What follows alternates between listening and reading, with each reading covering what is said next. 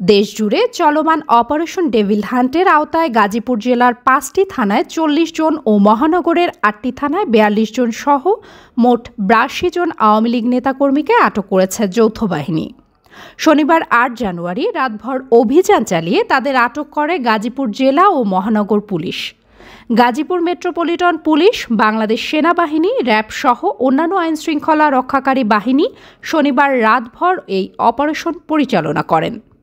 আটককৃতদের মধ্যে যাদের পরিচয় পাওয়া গেছে তারা হলেন টোক ইউনিয়ন ছাত্রলীগের সাবেক সভাপতি মোহাম্মদ সেলিম হোসেন, কাপাসিয়া উপজেলায় যুবলীগের সাবেক সদস্য মোহাম্মদ শাহাদাত হোসেন, টোক ইউনিয়ন ছাত্রলীগের সাংগঠনিক সম্পাদক মোহাম্মদ রাজীব, টোক ইউনিয়ন আওয়ামী লীগের সাবেক সহসভাপতি হাজী মোহাম্মদ শাহাবুদ্দিন, মোহাম্মদ মিলন মিয়া, রায়েদ ইউনিয়ন ছাত্রলীগের সাবেক সভাপতি ফয়সাল আহমেদ রুহুল, টোক ইউনিয়ন ৫ নম্বর ওয়ার্ড আওয়ামী লীগের সহসভাপতি মোহাম্মদ বোরহান উদ্দিন, মোহাম্মদ শরীফ, শ্রীপুর উপজেলা যুবলীগের সহসভাপতি মিলন আহমেদ, শ্রীপুর ওয়ার্ড আওয়ামী লীগ সাবেক সভাপতি আহমেদ হোসেন মোল্লা, টোক ইউনিয়ন আওয়ামী লীগের সাবেক সভাপতি সেলিম হোসেন।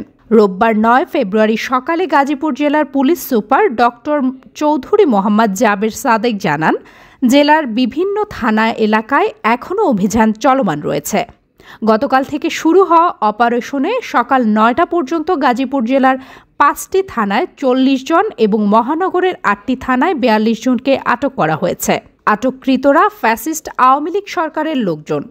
গাজীপুর মহানগরের ৮টি থানায় মোট ৪২ জনের মধ্যে পুবাইল থানায় ২ জন, মেট্রো সদর থানায় ১৬ জন, বাসন থানায় ৭ জন, টঙ্গী পূর্ব থানায় ৭ জন, গাছা থানায় ৫ জন, কোনাবাড়ি থানায় ২ জন ও কাশিমপুর থানায় ৩ জনকে আটক করা হয়েছে। গাজীপুর মেট্রোপলিটনের অতিরিক্ত পুলিশ কমিশনার মোহাম্মদ জাহিদুল হাসান জানান, গাজীপুর মহানগর বিভিন্ন থানা এলাকায় অভিযান পরিচালনা করেছেন মেট্রোপলিটন পুলিশ। এই অভিযান চলমান রয়েছে। এর আগে শনিবার স্বরাষ্ট্র মন্ত্রণালয়ের জনসংযোগ বিভাগ থেকে পাঠানো এক বিজ্ঞপ্তিতে বলা হয়েছে, গাজীপুরের ছাত্র জনতার ওপর আক্রমণের ঘটনায় স্বরাষ্ট্র মন্ত্রণালয়ে আইনশৃঙ্খলা রক্ষাকারী বাহিনীগুলোর সমন্বয়ে একটি সভা অনুষ্ঠিত হয়। সভায় সংশ্লিষ্ট এলাকার আইনশৃঙ্খলা পরিস্থিতি স্বাভাবিক রাখার লক্ষ্যে ও সন্ত্রাসীদের আইনের আওতায় আনতে যৌথ বাহিনীর সমন্বয়ে অপারেশন ডেভিল হান্ট পরিচালনার সিদ্ধান্ত হয়েছে। গাজীপুরে শুক্রবার গভীর রাতে সেখানে সাবেক মুক্তিযুদ্ধ বিষয়ক মন্ত্রী মোজাম্মেল হকের বাড়িতে হামলা চলার সময় মারধরের শিকার হন ১৫ থেকে ১৬ জন। তাদের প্রায় সবাই শিক্ষার্থী। বৈষম্য বিরোধী ছাত্র আন্দোলনের নেতাদের দাবি, আহত শিক্ষার্থীরা শুক্রবার রাতে সাবেক মুক্তিযুদ্ধ বিষয়ক মন্ত্রী আকম মোজাম্মেলের বাড়িতে ডাকাতির খবর পেয়ে তা প্রতিহত করতে গিয়েছিলেন। সেখানে তাদের মারধর করা হয়। এ ঘটনার পর গতকাল দিনভর গাজীপুরে বিক্ষোভ করে বৈষম্য বিরোধী ছাত্র আন্দোলন ও জাতীয় নাগরিক কমিটি। তাদের বিক্ষোভের মুখে গাজীপুর সদর থানার ভারপ্রাপ্ত কর্মকর্তা আরিফুর রহমানকে প্রত্যাহার করা হয়েছে। নিষিদ্ধ ঘোষিত ছাত্রলীগের ফেসবুক পেজে শেখ হাসিনার বক্তব্য প্রচারের ঘোষণাকে কেন্দ্র করে ৫ ফেব্রুয়ারি বিক্ষুব্ধ ছাত্র জনতা রাজধানীর ধানমন্ডি ৩২ নম্বর শেখ মুজিবুর রহমানের বাড়ি ভাঙা শুরু করেন। এরপর বিভিন্ন জেলায় আওয়ামী লীগের কার্যালয় ও দলটির নেতাদের বাড়িতে হামলার ঘটনা ঘটেছে।